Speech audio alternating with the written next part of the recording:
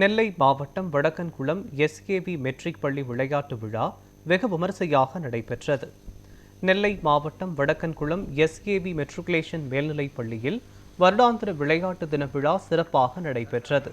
இதில் சிறப்பு விருந்தினராக கலந்து கொண்ட காவல்துறை துணை கண்காணிப்பாளர் வெங்கடேசை பள்ளி தாளாளர் திவாகரன் பூங்கொத்து கொடுத்து வரவேற்றார்.